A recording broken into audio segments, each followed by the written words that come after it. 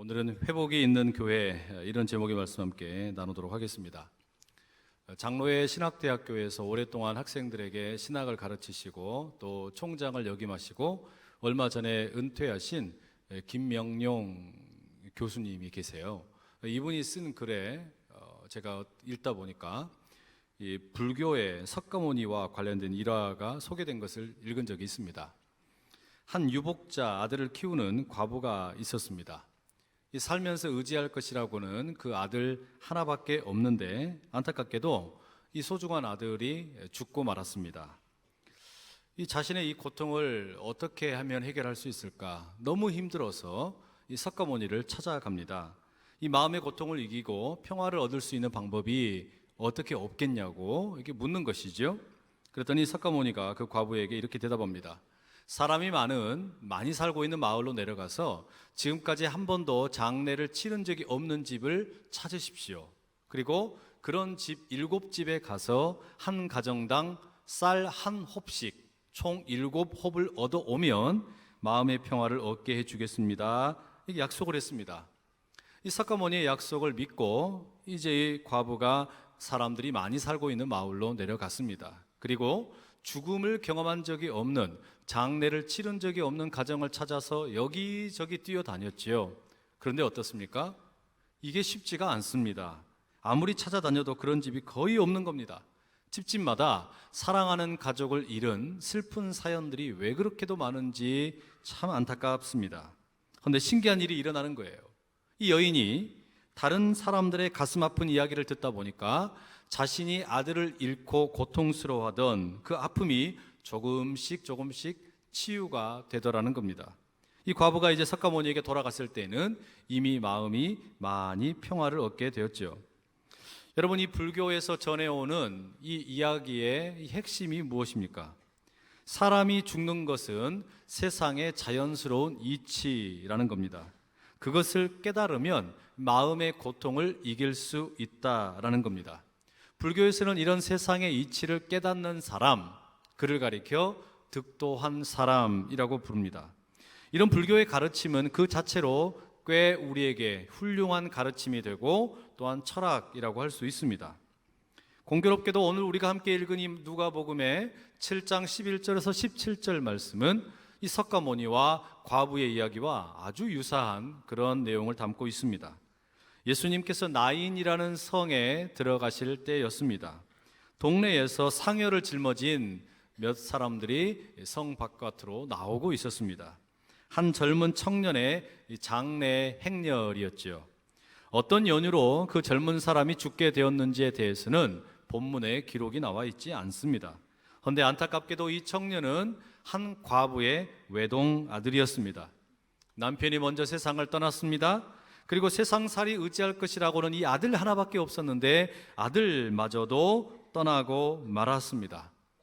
이 가정의 사정이 너무나 딱하여 주변에 있는 사람들이 찾아옵니다. 위로합니다. 함께 울어줍니다. 그리고 시신을 떠나보내는 마지막 장례 행렬에 동참하고 있는 것입니다. 이 본문을 읽는데 근래에는 우리가 만나기 어려운 과거 어릴 시절 이 시골 마을에서 장례가 있을 경우에 그 상여의 소리를 이끌어가던 이 상여 소리꾼의 소리가 귓가에 맴도는 것 같습니다.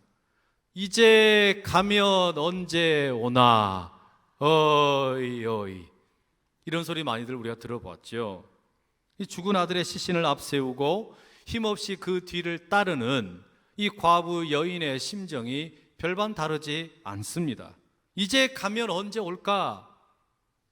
다시는 아들을 볼 수 없다는 절망감이 묻어 있습니다. 이제는 이 아들과 함께 밥도 한 끼 먹을 수 없다라는 이 좌절과 안타까움이 가득하다라는 말입니다. 그게 홀로 남겨진 이 과부의 심정일 것입니다. 그리고 또 하나, 이 여인의 심정을 말해보라 라고 한다면 이제 나는 살 희망이 없다. 연애의 줄이 끊어지고 아무렇게나 공중에 날아다니는 것처럼 나는 이제 살아갈 희망이 없다. 허무함이 가득했을 것이겠지요. 유일하게 의지했던 아들이었는데 가진 거 다 잃었어도 이 아들이 있어서 살아갈 희망이 있었고 용기가 있었는데 그 아들 죽었으니 인생이 얼마나 허무했겠습니까? 살아야 할 의미가 사라져 버린 것입니다.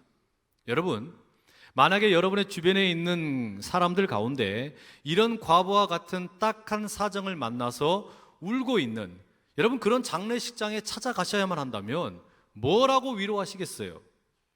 찾아가서 조문을 해야 한다면 어떤 말로 이런 사람들에게 우리가 위로를 전할 수 있겠습니까? 참 어렵습니다. 석가모니처럼 죽음을 받아들이고 초연하라고 말하시겠습니까? 우리 인생은 한번 태어났다 죽는 것이 당연한 것이니까 그냥 받아들여라 라고 이야기하시겠습니까? 모든 집착을 버리면 자유로워진다라고 이야기하시겠습니까? 인생은 본래 허무한 것이라고 이야기하시겠습니까? 여러분, 이게 참 어려운 일입니다.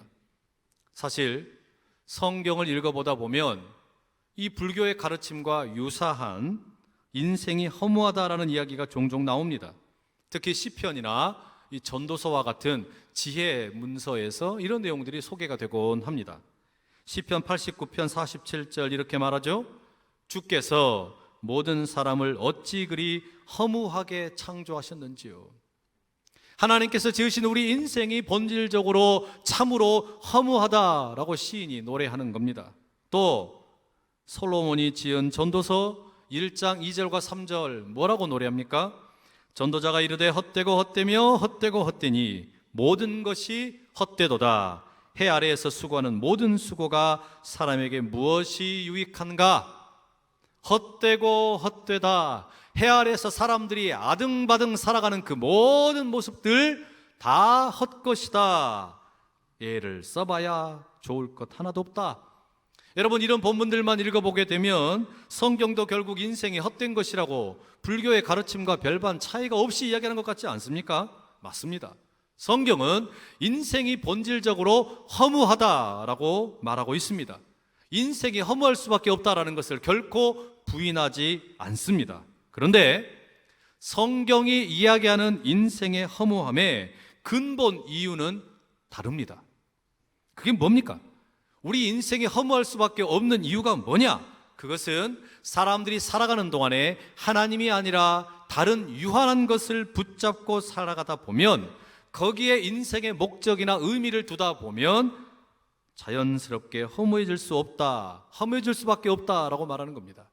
그래서 이 전도자 솔로몬이 전도서를 끝맺으면서 12장 1절과 2절에 이렇게 말해요.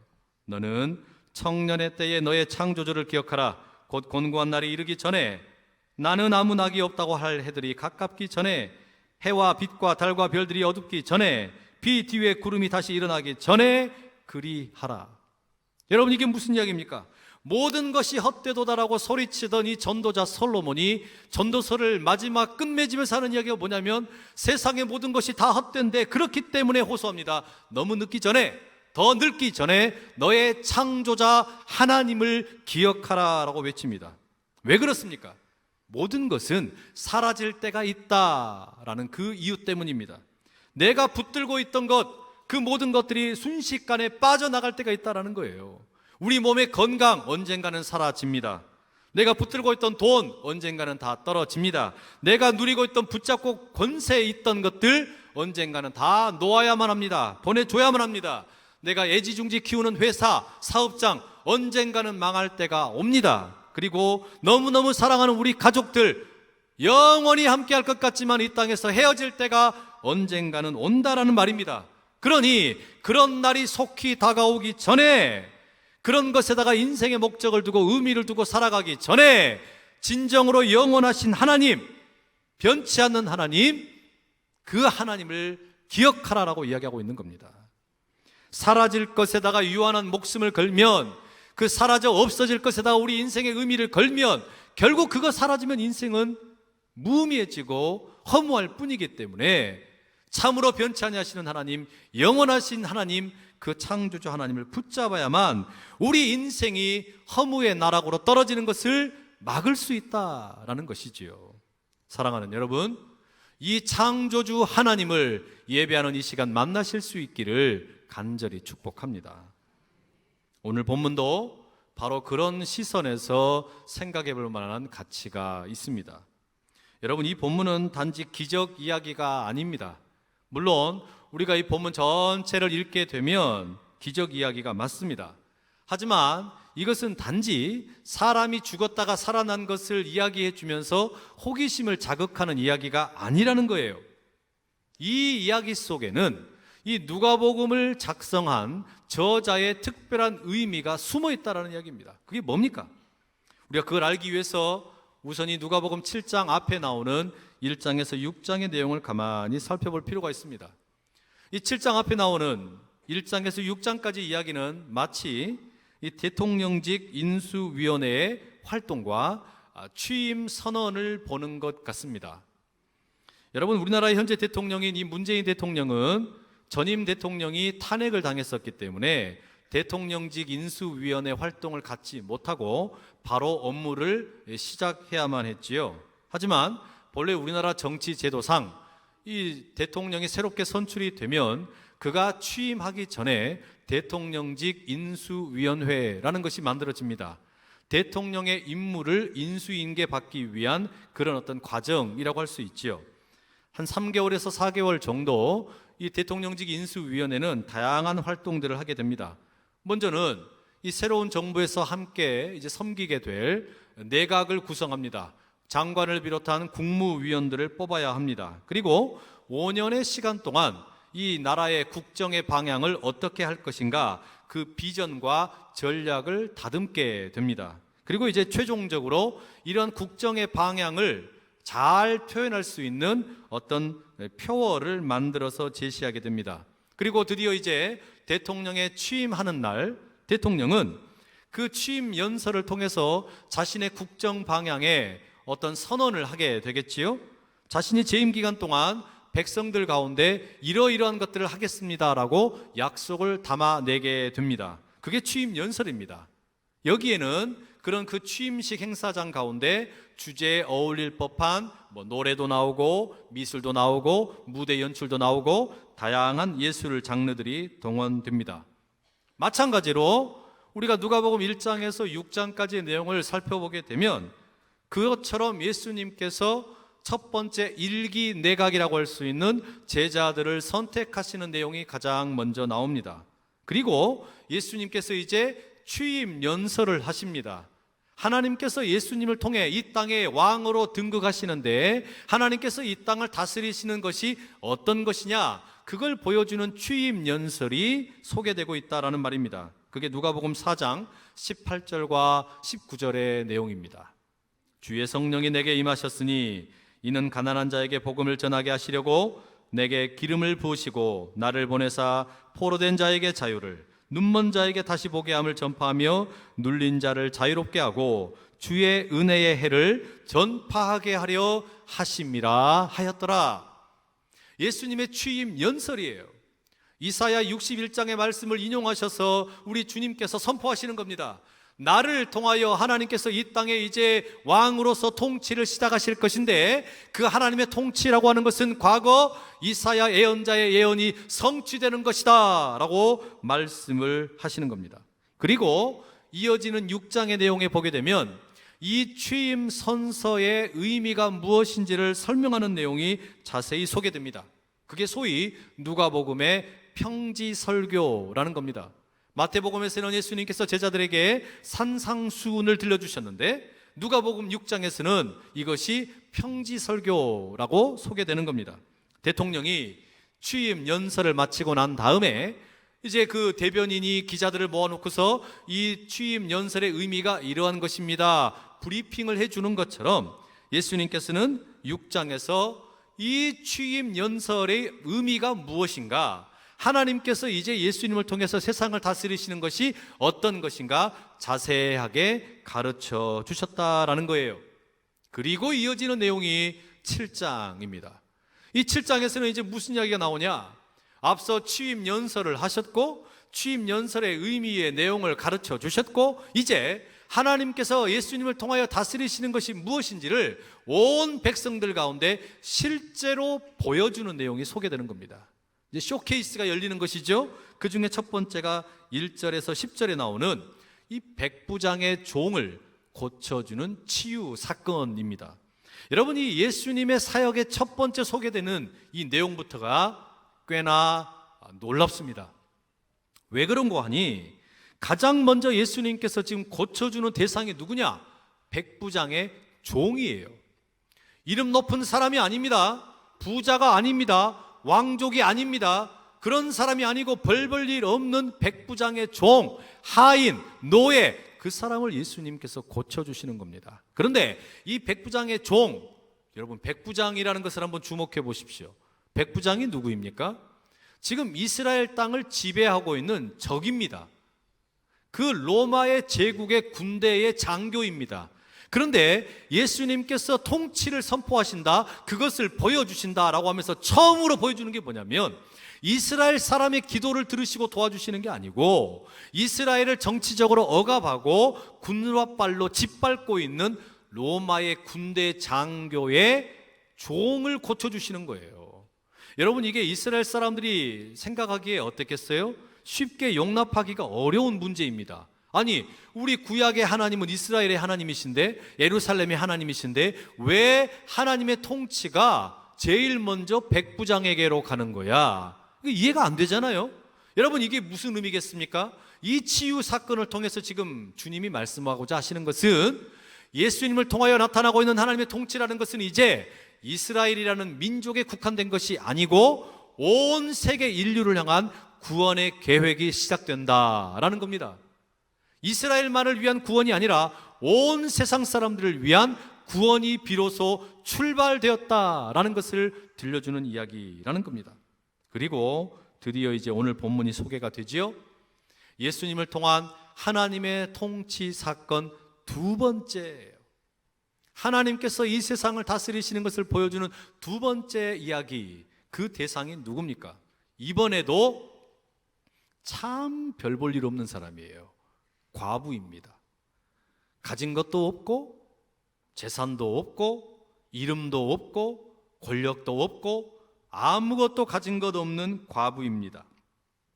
경제적으로 가장 궁핍한 대상입니다.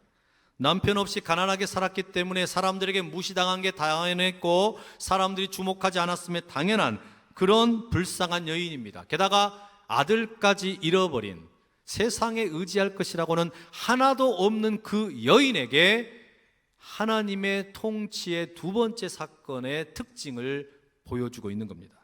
자, 13절 말씀 이렇게 기록하고 있죠. 주께서 과부를 보시고 불쌍히 여기사 울지 말라 하시고. 자, 여러분, 이 여인을 보십시오. 과부입니다.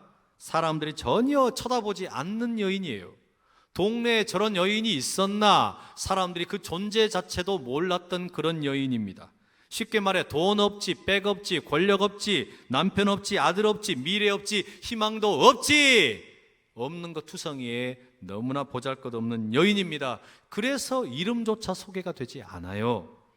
이런 과부는 당연히 사람들이 눈길조차 주지 않습니다. 그런데 예수님이 어떻게 하십니까? 어떻게 하시냐?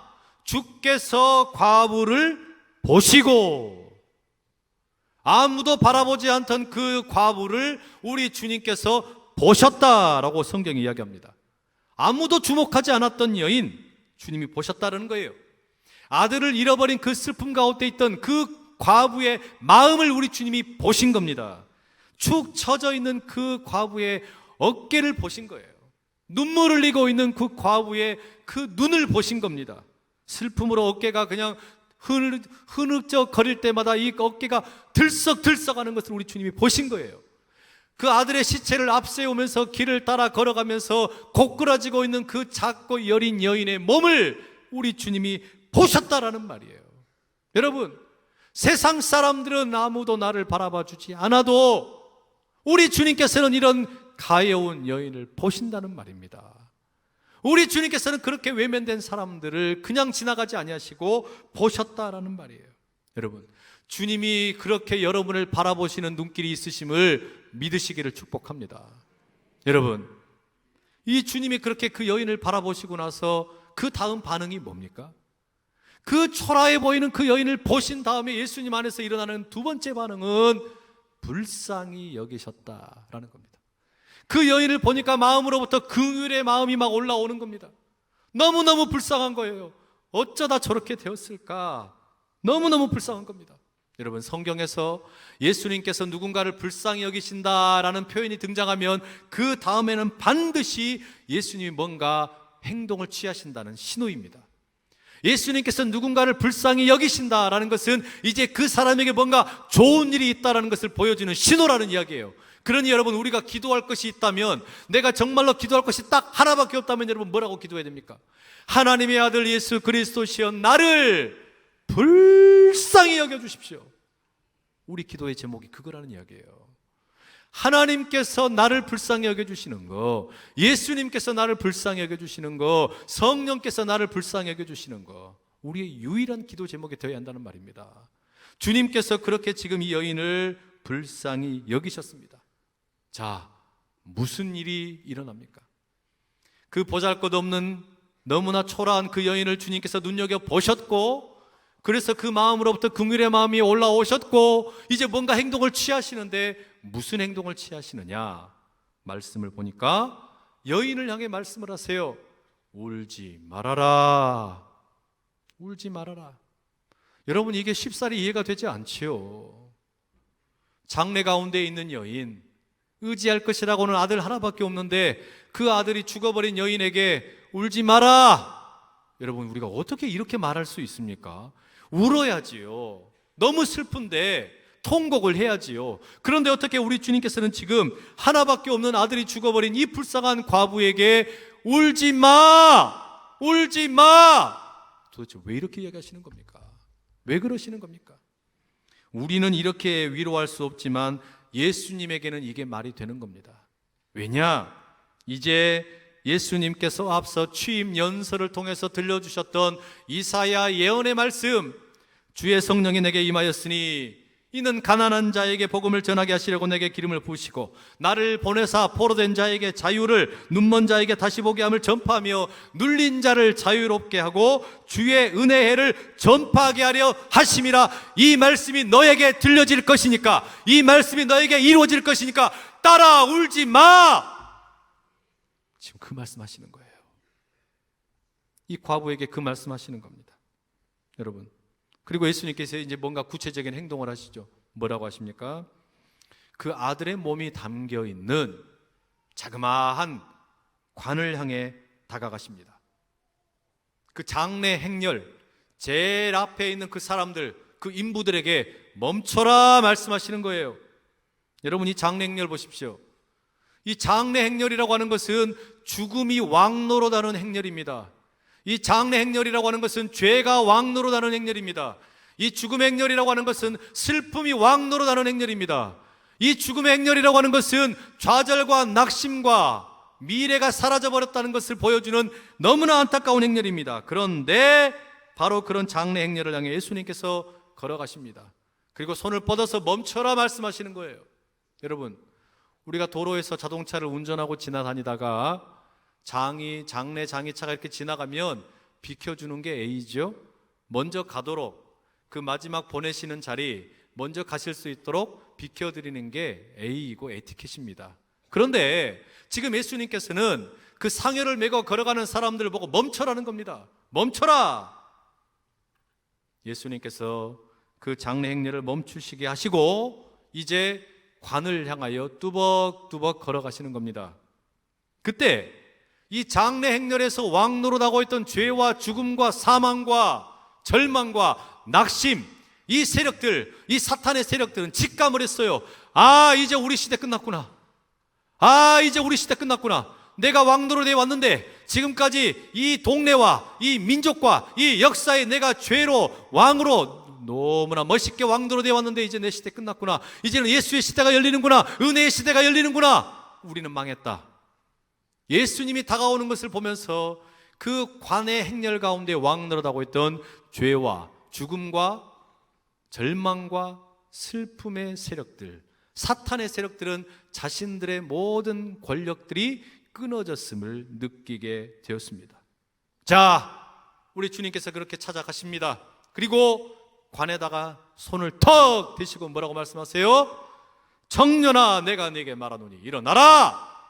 청년아, 천지를 창조한 하나님의 말씀이 너에게 임하였으니 일어나라. 청년아, 온 세상을 구원하는 주의 말씀이 너에게 들렸으니 일어나라. 청년아, 세상 끝날까지 너와 함께 동행하시는 임마누엘의 말씀이 임하였으니 일어나라. 이 말씀이 들렸다는 이야기예요. 예수님의 이 선포가 청년의 그 식어버린 몸에 들려지게 됩니다. 하나님의 말씀은 능력이 있어요. 이 말씀이 움직이는 놀라운 능력이 되어서 죄와 죽음과 사망과 낙심 앞에 붙들려 있던 이 청년의 몸을 역사하기 시작합니다. 그 즉시 일어납니다. 살아납니다. 온몸의 피가 흐릅니다. 멈춰버렸던 근육들이 힘줄이 움직입니다. 그리고 뛰지 않았던 오장육부, 심장과 폐와 허파와 모든 기관들이 움직이기 시작을 합니다. 모든 몸의 기관의 반응들이 주의 말씀과 함께 즉각적으로 나타납니다. 말씀을 듣자마자 이 청년이 일어나 앉고 말도 하게 되었다라는 겁니다. 여러분, 예배하는 이 시간에 이 창조의 말씀이, 이 구원의 말씀이, 이 회복의 말씀이 여러분의 병든 몸 가운데, 병든 가정 가운데, 병든 자녀들 가운데, 깨어진 모든 삶의 자리 가운데 들려져서 청년아 일어나라고 했던 말씀처럼 여러분의 모든 관 속에 눕혀져 있던 것들이 벌떡 일어나기를 축복합니다. 우리 하나님의 이 말씀이 들려져야 된다는 말이에요. 말씀을 받는 즉시 회복의 역사가 여러분의 자리 가운데서 일어날 수 있기를 축복합니다. 여러분, 이게 하나님의 통치입니다. 예수님께서 보여주시는 하나님의 통치예요. 아무도 주목하지 않고 쳐다보지 않고 관심을 기울이지 않았던, 별 볼 일 없던 그 과부 여인에게 찾아가셔서 그를 보셨고 불쌍히 여기시고 울지 말라 말씀하시더니 이 여인의 모든 그 슬픔을 기쁨으로 바꿔주셨어요. 죽음을 생명으로 바꿔주셨어요. 잃어버렸던 희망을 다시 한번 회복시켜 주신 겁니다. 이런 송두리째 일어나는 역사가, 변화가 오늘 일어나게 되었다는 이야기예요. 여러분, 이 여인에게 일어난 이 일은 오늘도 일어나고 있다는 것을 믿으시기를 축복합니다. 혹시 여러분 가운데 내가 바로 그 과부처럼 무명한 사람인데, 사람들 중에 아무도 나를 쳐다봐 주지 않는데, 나는 돈도 없고 백도 없고 권력도 없고 남편도 없고 아내도 없고 가족들도 없고 너무나 의지할 것이 아무것도 없어서 과연 누가 나를 바라봐 줄까? 그렇게 혹시 낙심하고 있는 분 계십니까? 그렇다면 이 시간에 우리 주님의 음성 들으실 수 있기를 축복합니다. 내가 너를 본다. 내가 너를 긍휼히 여긴다. 그 주님의 음성과 함께 여러분을 향한 이 회복의 말씀이 온전히 들려질 수 있기를 간절히 축복합니다. 여러분, 이게 복음이에요. 이게 지금 이 예수님을 통하여 하나님께서 세상을 다스리시는 방식이라는 겁니다. 나는 화려한 궁궐로 먼저 찾아가는 것이 아니라 사람들이 바라보지 않고 외면하고 있는 그 백부장의 종에게로, 그리고 과부에게로 먼저 찾아간다. 그리고 그들의 그 서글픈 사연을 내가 변화시켜 줄 것이다. 이게 여러분 예수님을 통한 구원의 역사라는 말이죠. 여러분, 이 사건의 결론이 어떻게 끝납니까? 16절 이렇게 맞춰집니다. 모든 사람이 두려워하며 하나님께 영광을 돌려 이르되 큰 선지자가 우리 가운데 일어나셨다 하고 또 하나님께서 자기 백성을 돌보셨다 하더라. 이 일을 가만히 옆에서 지켜보던 사람들이 너무너무 놀라운 일을 본 거 아니에요? 죽었던 사람이 살아났으니까 깜짝 놀랐습니다. 그래서 사람들이 두려워합니다. 벌벌 떱니다. 그러면서 하나님께 영광을 올려드리면서 뭐라고 이야기합니까? 우리 가운데 큰 선지자가 일어났다. 사라져버렸던 큰 선지자가 나타났다. 구약의 엘리야와 엘리사와 같은 선지자, 이사야와 예레미야와 같은 선지자가 오늘 우리에게 나타났다. 그리고 뭐라고 얘기합니까? 가장 중요한 말씀, 하나님께서 자기 백성을 돌보셨다. 하나님께서 자기 백성을 돌보셨다. 이 뒤따르던 사람들이 말하는 거예요. 이게 무슨 이야기입니까, 여러분? 구약 성경 맨 마지막 책 말라기가 끝나고, 그리고 이제 신약에 예수님이 오시기까지 수많은 사람들, 이스라엘 사람들은 이제 우리 하나님의 관심은, 우리를 향한 하나님의 관심은 끝났다고 생각을 했어요.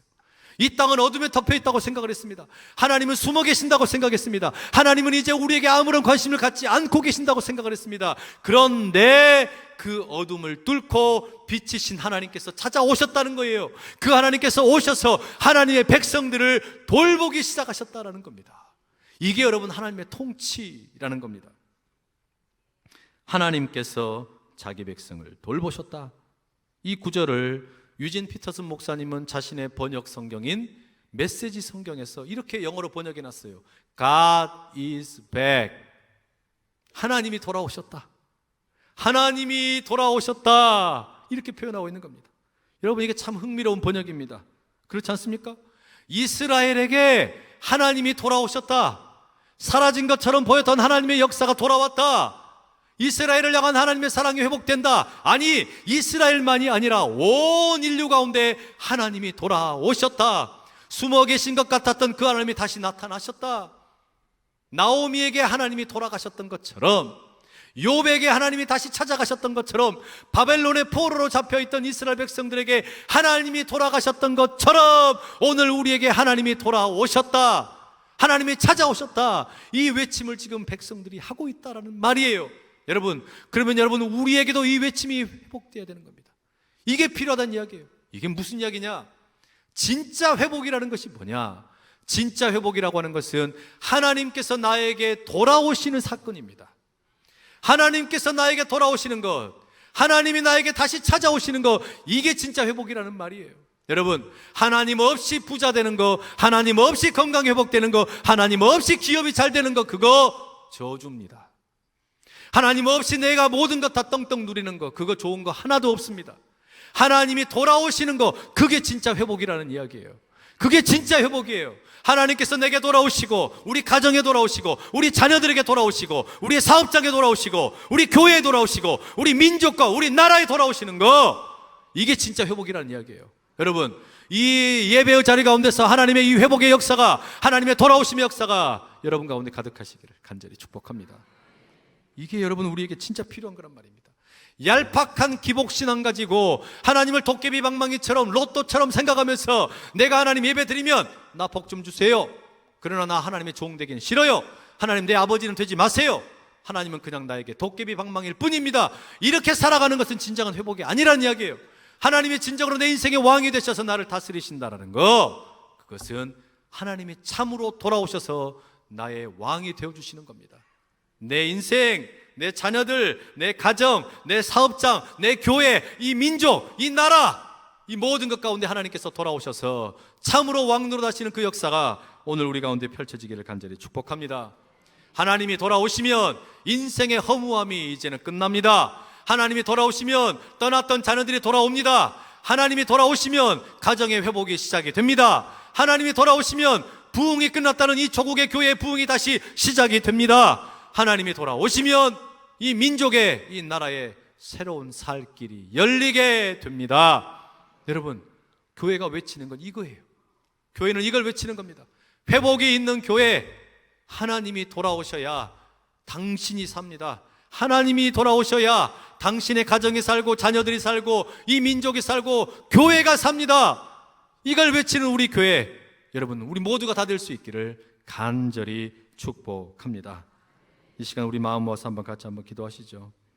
이 시간에 기도하실 때 하나님, 내가 나오미처럼 욥처럼 하나님이 나로부터 숨어 계시는 것 같고 하나님께서 나에게 이제는 관심을 갖지 않으신 것 같고 이제 하나님께서 나에게 아무런 관심도 갖지 아니하시고 내가 어떻게 사는지 쳐다보지도 않으시는 것 같고 그렇게 낙심하고 있을 때 이 작디 작은 과부를 찾아가셔서 쳐다보시고 긍휼히 여기시고 그 여인의 죽은 아들을 살려주신 것처럼 내 인생도 하나님 이렇게 될 수 있습니까? 하나님 돌아와 주십시오. 그 마음의 소원을 가지고 하나님 찾아오시면 내 인생 변합니다. 이 믿음 가지고 이 시간에 우리 주여 힘있게 세 번을 치고 간절히 기도하며 나갑니다. 주여, 주여, 주여. 아버지, 아버지, 아버지, 아버지, 하나님은 이제 나를 떠나신 것 같아서 하나님께서 내 인생에 관심을 주지 않으시는 것 같아서 우리 민족에게 관심이 없어지신 것 같고 이 교회에 관심을 떠나신 것 같고 모든 것 다 사라져버린 것 같은 그때, 그러나 주님 아버지면 끝난 것이 아니라 우리 하나님 다시 돌아오신다 선포하고 외치시는 예수님의 음성에 귀를 기울입니다. 오셔서 우리를 다스려 주시고 이끌어 주시고 함께하여 주셔서 하나님의 놀라운 그 회복의 역사가, 하나님의 돌아오심의 그 역사가 펼쳐지게 하여 주시옵소서. 하나님 붙잡고 나갑니다. 아버지 함께하여 주셔서 참으로 회복의 역사를 경험하는 우리 모두 다 되도록 함께하여 주시옵소서.